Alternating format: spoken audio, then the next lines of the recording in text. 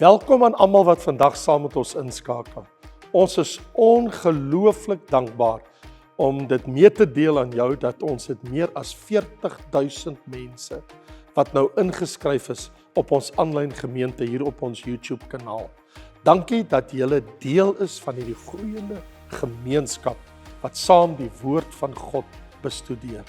As jy meer wil leer oor ons bediening, aanlyn hulpbronne, Bybelstudies, boeke en media, besoek gerus vandag raymondlombard.com. Selfs as jy eendag wil kom kuier by 'n Sondagdiens in persoon of 'n lidmaat wil word van ons gemeente Lewende Woord, Volle Evangelie Kerk Parow aanlyn gemeente, gaan gerus na raymondlombard.com. Dit sal jou reguit neem na ons kerk se webtuiste. Onthou ook dat ons bediening nie net op Sondag plaasvind nie. Elke Woensdag bied ons Wat sê die Bybel aan, waar jy regstreeks saam met ons die skrif kan bestudeer en vra oor Bybelse onderwerpe kan volg.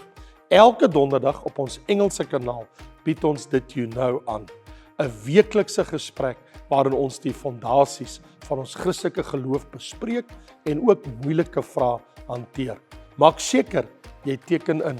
Skakel die kennisgewings aan en deel hierdie inhoud met familie en vriende. Nou, kom ons open ons harte vir God se woord. Welkom by vandag se diens.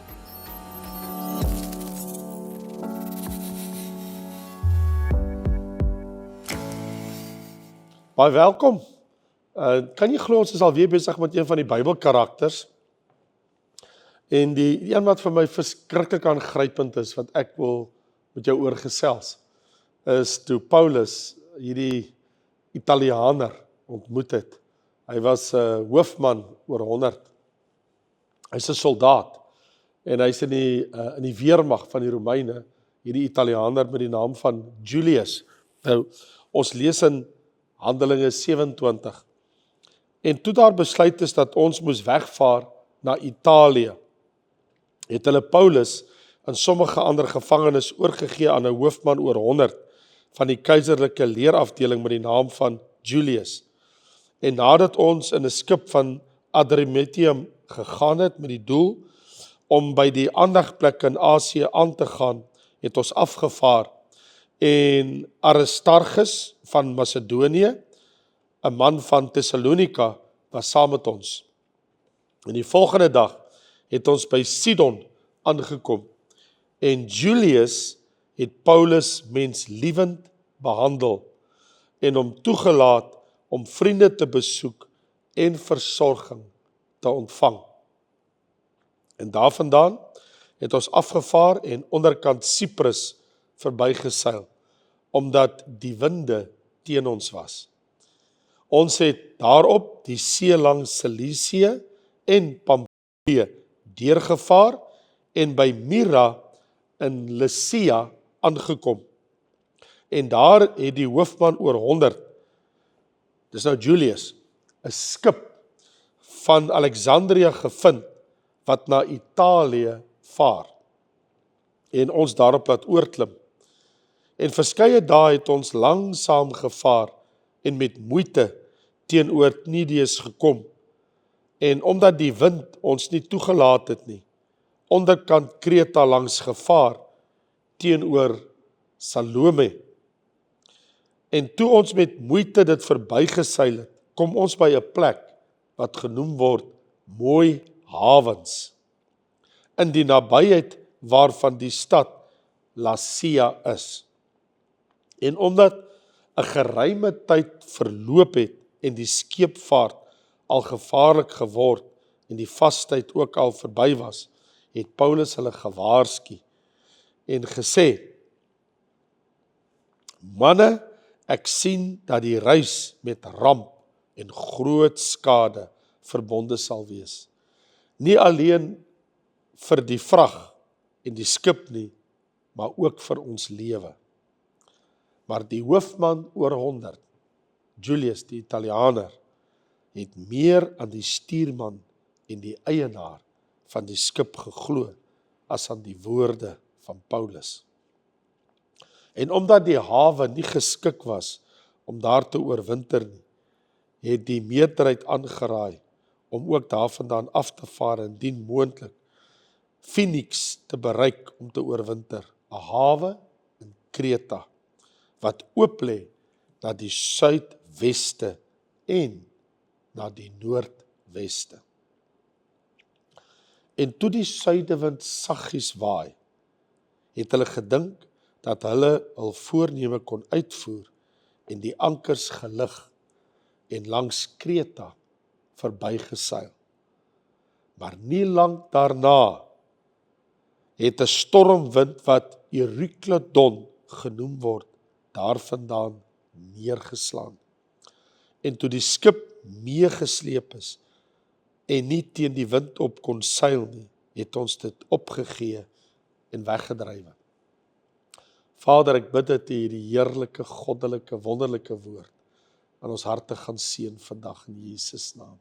Amen. So vriende, 'n paar maande gelede het ek die voorreg gehad om met 'n vriend van my, Dr. Pieter Thomas, 'n sending uitreik van MENA, Middle East en North Africa, konferensie by te woon oor sendingwerk in die Midde-Ooste en ook in Noord-Afrika, want ons werk wat ons doen, strek in meer as 58 lande hier van die gemeente af. So ek was toe daar op die eiland Kreta, en kan jy glo, ek kon alles sien wat Paulus van praat. Inteendeel, daar was plekke ook met die naam van Eurykledon op die eiland. Ek het my nogal verbaas om dit te sien. So wat ek nou vir julle wil sê is, dit is nogal baie interessant as 'n mens gaan kyk, want ek en Amanda te besoek gebring by die eiland Kreta, maar dit was ook my wonderlike voorreg gewees om op 'n baie besonderse eiland die sendingvergadering wat naby Kreta was, by te woon, want die vergadering was nie op Kreta self nie, maar baie naby. Maar dat ons die voorreg gehad het om daar dit te kon bywoon, was vir my 'n baie groot eer om te kan sien hoe die Here werk in hierdie deel van die wêreld. Wat my aangryp in hierdie verhaal is daar 'n Julius wat die Here wil bereik deur my en deur jou? En hoekom ek dit vra is, die gebeure in Handelinge 27 en 28 spreek boekdele, die gebeure van Paulus en sy kontak, sy ontmoeting met die Italianer Julius. En die rede waarom hy Julius ontmoet het, is omdat hy in hoofstuk 26 hom beroep het op die keiser. En toe het Agrippa gesê, as Paulus hom nie op die keiser beroep het nie, kon hy vrygelaat gewees, maar omdat hy beroep het op die keiser, hy moet voor die keiser gaan staan, sal hy moet gaan na Rome toe, want die keiser woon in Rome. So, hierdie man, Julius, was 'n Italianer, wat 'n soldaat was, en hy het 100 soldate onder hom gehad. So hy was 'n bevelvoerder oor 100 voetsoldate. Nou, op die vraag, is daar 'n Julius wat die Here deur my en jou wil bereik? Kan 'n mens sekerlik vir jou ook die vraag afvra, in die lig van wat ek hier gelees het, en ook in die lig van die hele hoofstuk, Handelinge 27 en 28, hoe kan die Here gee dat Paulus hulle skipbreek gelei het? Ek bedoel, hulle die skip verloor uiteindelik in die storm Eurykledon, was so geweldig, dat hulle het later van die vrag van die skip uitgegooi, om die skip ligter te maak, dat hy nie sink nie. En dan op die koop toe hulle nou agterkom in die nag, dit voel aan vir hulle asof hulle kom iewers by 'n plek uit in die donkerste van die nag, en met al die wolke in die lug, kan hulle nie met maanlig of die sterre sien waar hulle is nie. Toe die matrose die faam uitgooi, toe sien hulle, hulle is nou 20 faam, en 'n rukkie later, nou is hulle 15 faam, en nou kom hulle agter, want faam is die distansie wat jy meet in die water, tot op die seebodem. Toe kom hulle agter, maar die water raak al hoe vlakker van die see, toe weet hulle moet naby 'n land of 'n eiland of iets wees, want hulle weet nie waar hulle is nie. En toe het hulle die ankers uitgegooi, en die geweld van die golwe die skip agterstukkend geslaan. Maar hier is die ding, hoe kan die Here toelaat dat Paulus sy diensknegt hom bevind op 'n sinkende skip? Of is dit dan nou juis dat dit is wat God gebruik, sodat Paulus 'n getuie kan wees Want daar was saam met hom geskrywe in die skrif, 275 mense was saam met Paulus op die skip. Hulle is soos in 'n tronk, hulle kan nêrens heen nie, hulle kan nie uit nie, hulle is almal gevangene op 'n sinkende skip. En daar's 275 siele, amper 300 mense saam met Paulus op hierdie skip. Het die Here dan nou so beskik dat Paulus se getuienis sou uitkom tussen hierdie 275 manne? Meeste van hulle is kriminele, ek bedoel is gevangenes, dan het jy die roeiers, jy het die slawe, jy het soldate, en jy het die mense, die eienaar van die skip en sy mense, en sekerlik mense wat vir hulle kaartjie gekoop het, wat reis na Rome toe. Dan 'n mens wonder net, het die Here hierdie hele situasie gebruik as 'n getuienislewering vir hom, ook voor Julius, en later ook op die mense by die eiland waar hulle gestrand het. Is dit so dat die Here, wanneer my en jou skip van koers af is, iemand daardeur wil of kan bereik? Die vraag wat by my ontstaan, as ek na hierdie Bybelkarakter kyk, Julius, was alles deel van God se plan om hierdie man te bereik, ook van die inboorlinge op die eiland, selfs die ander mense wat op die skip was? Miskien moet 'n mens ook vra, is dit so dat wanneer God ons lewenskyk op die rotse laat loop, die Here steeds iets goeds daaruit tevoorskyn kan laat bring? Want onthou, Paulus het alles verloor. Alles wat hy besit het, wat by hom was, op die skip, het hulle uitgegooi, dit het gesink in die skip, hulle het net op 'n stuk plank, of 'n drom, of iets aan land gekom. Ek bedoel, die skip is flenters geslaan, en die mense het op stukke van die skip gedryf, na die kant toe.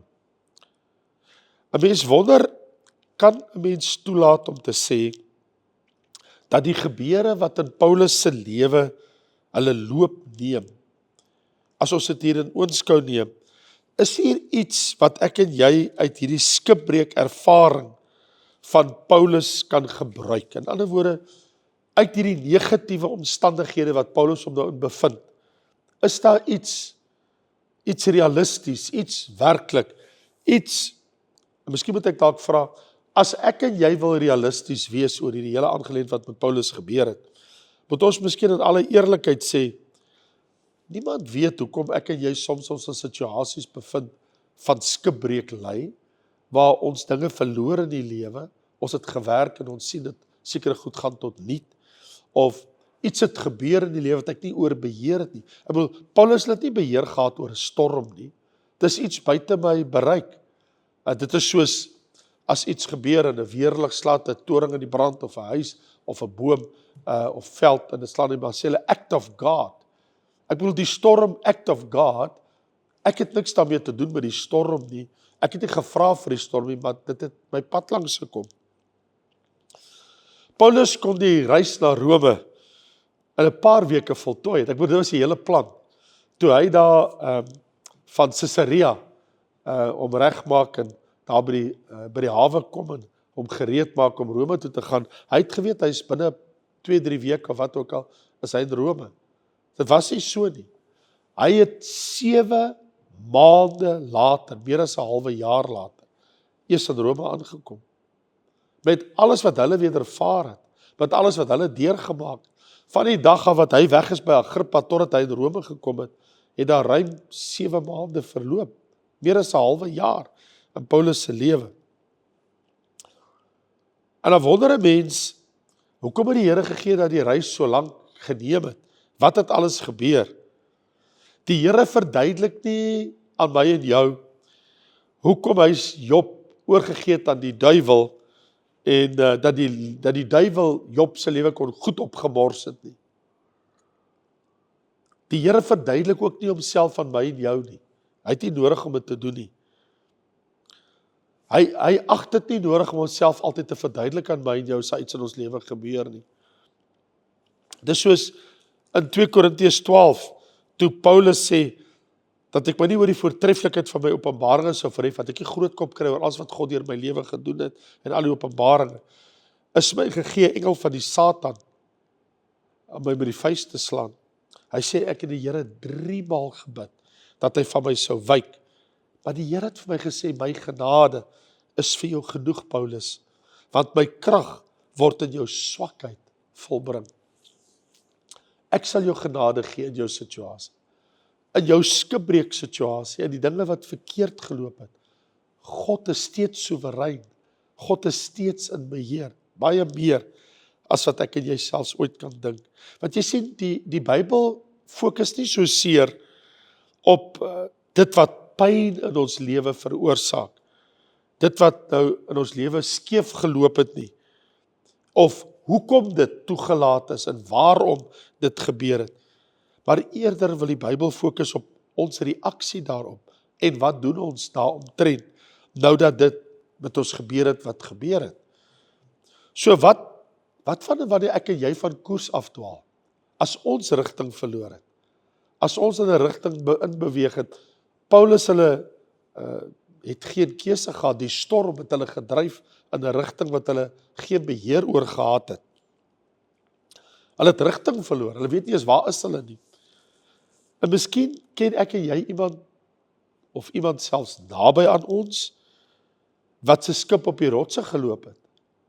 Hulle huwelik het op die rotse geloop, hulle familielewe, hulle is in diep water, hulle is in gevaar, daar dinge skeef geloop, daar kan skipbreek gelei word, wrakstukke dryf rond, gebroke huwelike is om ons, geruïneerde verhoudings is, daagliks sien ons dit, vriendskappe wat verpletter is, drome wat tot niet is, en dan mense wat sit met selfverwyte, en harte wat seer gekry het, deur wat in die lewe oor hulle gekom het, toe die storms van die lewe oor hulle gekom het. En ek en jy het nie al die antwoorde nie, maar een ding weet ons, God kan in enige situasie werk. Die Bybel sê in Romeine 8, alles werk ten goeie mee vir hulle wat die Here lief het. In die groter godsprentjie van die hele lewe, want ons sien net 'n stukkie, maar van in die hele lewe het God 'n plan.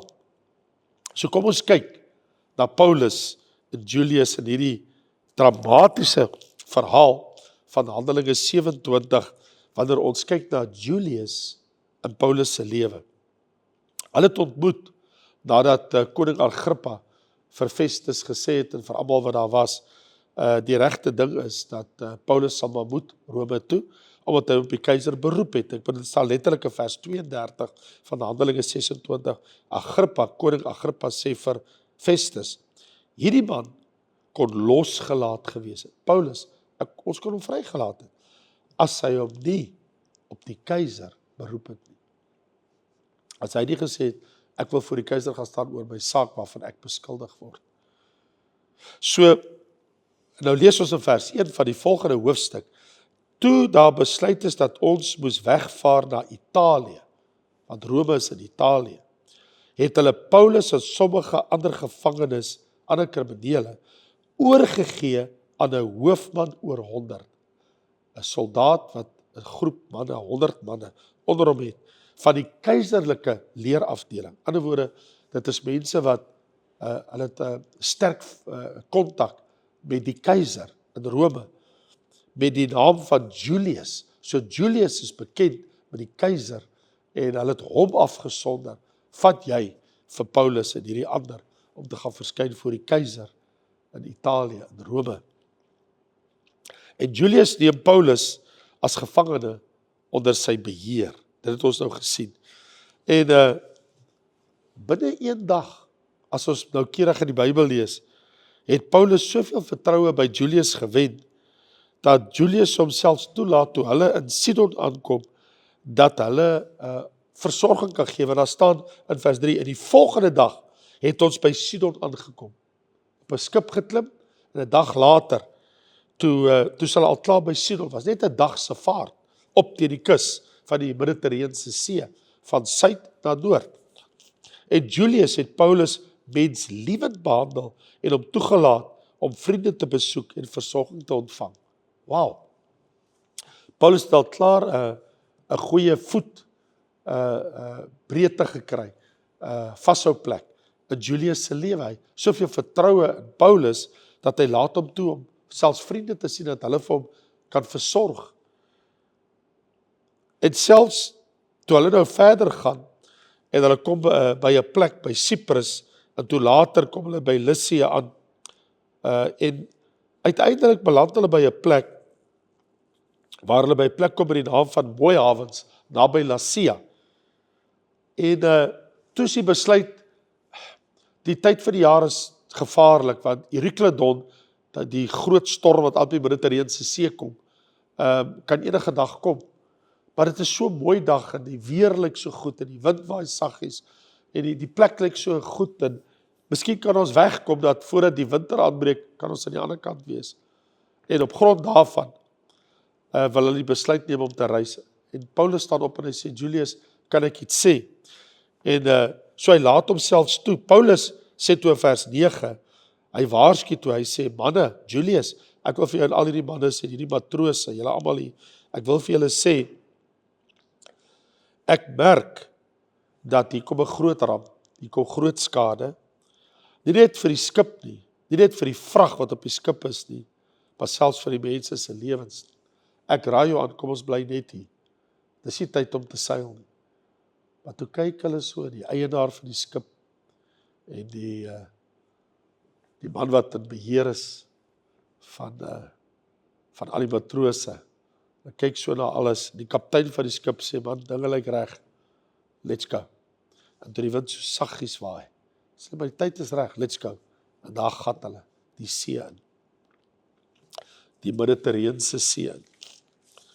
Min wetende, hulle gat hulle vasvaar in 'n storm, Eurykledon, wat gaan neerslaan. En dit het toe gebeur. In vers 21 lees ons, en daar het 'n storm gekom, en toe daai storm kom, en alles dreig, dat hulle alles gaan verloor, en die skip is in gedrang, lees ons, hoe Paulus sê, maar Julius, ek het vir julle gesê, dis nie tyd om die diepsee in te vaar nie, maar julle het nie geluister nie. En Paulus staan weer op, en hy sê vir hulle, luister, gisteraand was 'n engel van God uit die hemel by my hier op die skip, en die engel het vir my gesê, dat ek moet voor die keiser gaan staan. So, ons gaan op 'n sekere plek strand, en as ons weer verder gaan, sal ons eintlik veilig in Italië kom. En wil ek vir julle sê, en dit is Paulus se hart, hy sê, God skenk aan jou almal wat op die skip is. Hy sê, die Here gaan ons almal se lewe spaar, julle moet nie so moedeloos wees hier op die skip nie.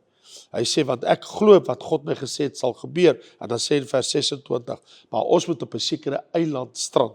Hy sê, ons gaan op 'n eiland beland, ons gaan nie by die kuslyn kom, ons gaan nie by Italië kom nie, of by Noord-Afrika nie, want ons weet nie waar ons is nie, want ek bedoel, hulle dobber op die see rond in 'n storm, en hy sê, ons gaan op 'n sekere eiland, gaan ons strand.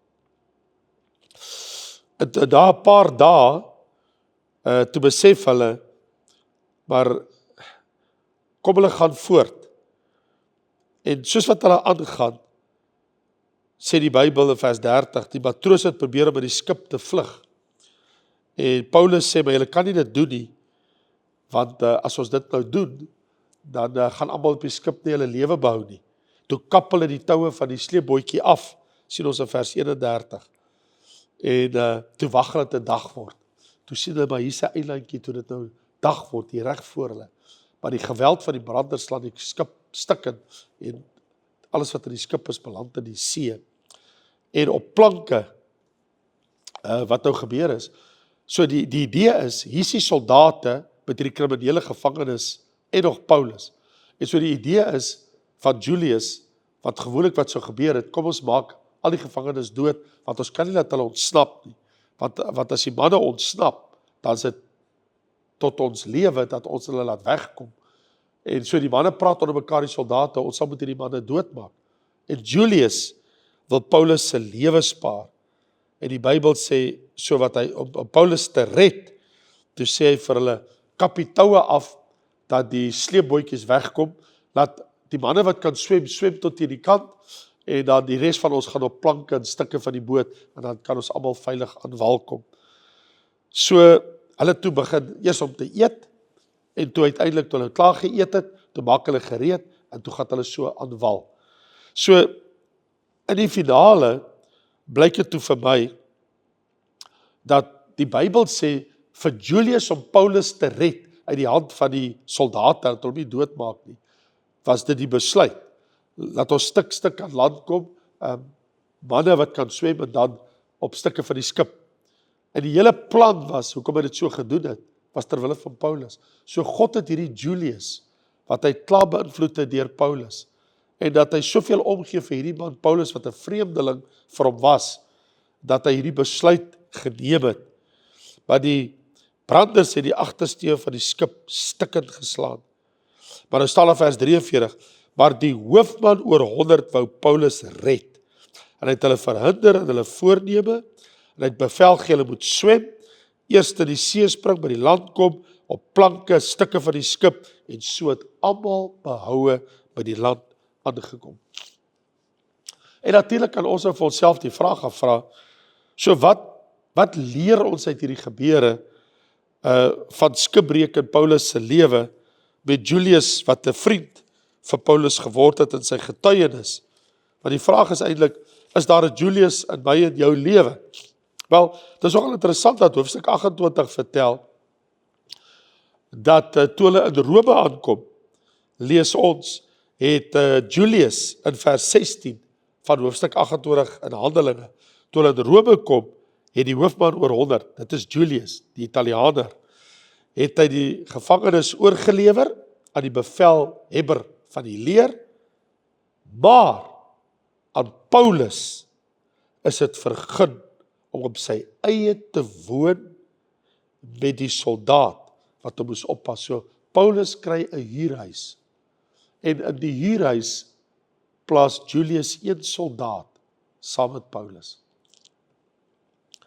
En dit is nogal aangrypend. Hier is Paulus, hulle sit op in die tronkie. Hy is in bewaking, in huisarrest. In 'n huis. So die Here Julius se hart gewerk. En wat aangrypend is, die Jode en die gemeente van Rome en die heidene, almal kon na Paulus kom om te hoor wat hy te sê het. In actual fact, die Bybel sê in vers 30 en 31, en Paulus het 2 volle jare in sy eie gehuurde huis gebly, vir 2 jaar lank. En almal ontvang wat na hom gekom het. Mense het gestroom na Paulus toe. En hy kom met hulle oor die Here praat. Terwyl hy die koninkryk van God gepreek het en onderrig gegee het aangaande die Here Jesus Christus met volle vrymoedigheid, sonder enige verhindering. Wow! So Paulus wat deur die lewensstorm gaan het en alles verloor het, bevind hom nou in 'n huurhuis. Hoe tree ek en jy op wanneer ons skipbreek ly? Paulus is my voorbeeld. Hy het onverskrokke voortgegaan om die Here en sy woord aan hom vas te hou en aan die beloftes vas te hou. Hy wat Paulus is, moet voor die keiser gaan staan om te getuig en om sy getuienis te gee. Hy lewe ook 'n getuienis aan bykans amper 300 mense op 'n skip, plus nog vir Publius hulle, toe hulle op die eiland was, Melite, want hulle het mos eers op 'n ander eiland ook beland. En daai eiland wat hulle mos na toe gegaan het, het hy gebid vir siekes, en die Here het mense gesond gemaak. Slang het hom aan die hand gepik en het hom die vuur afgeskit.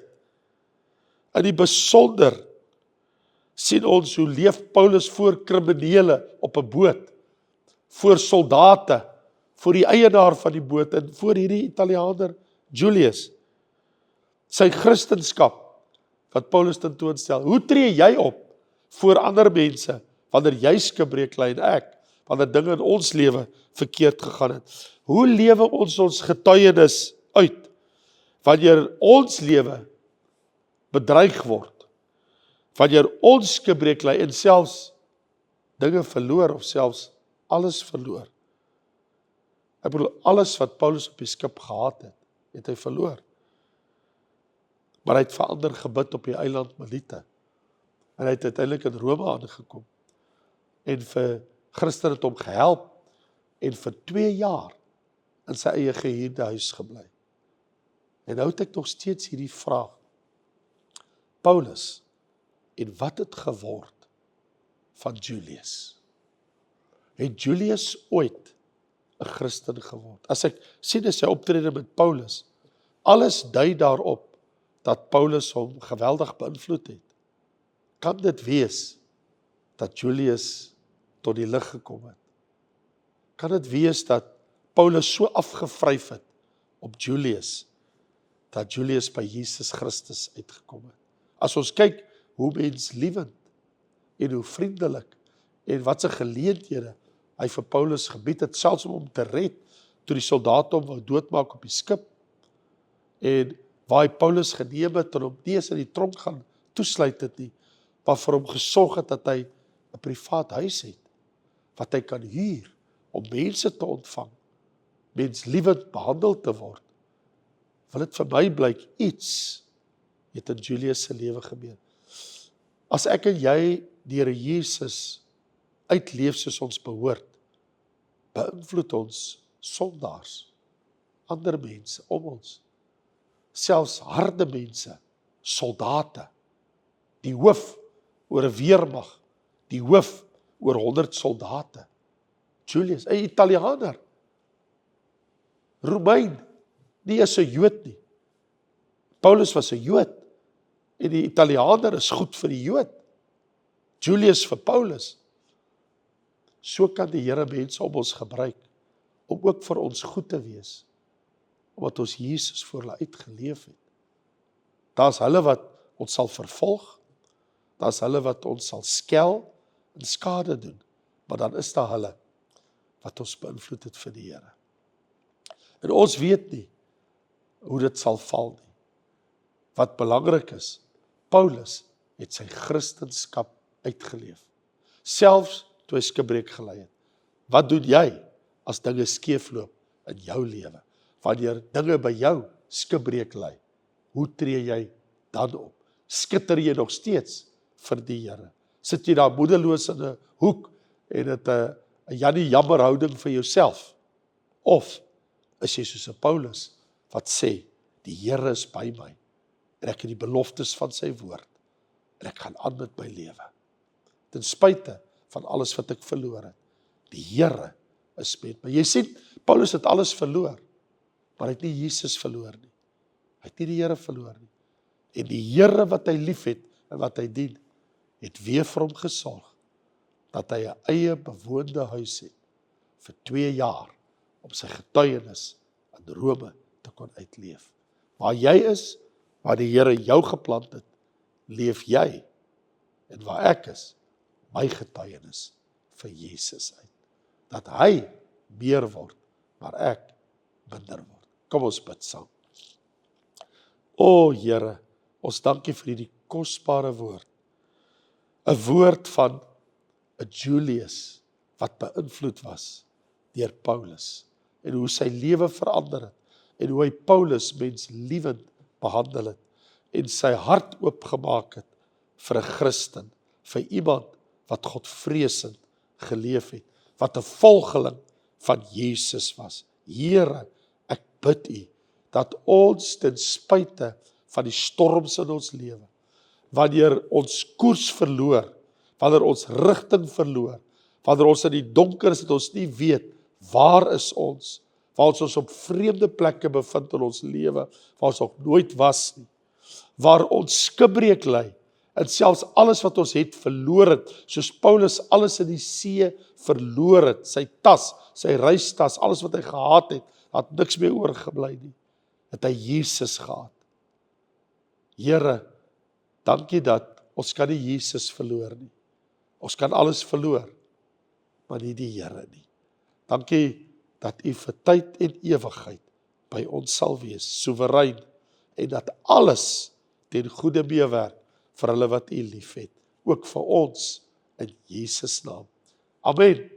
Ek groet jou tot 'n volgende keer, wanneer ons weer gaan kuier by een van die Bybelkarakters.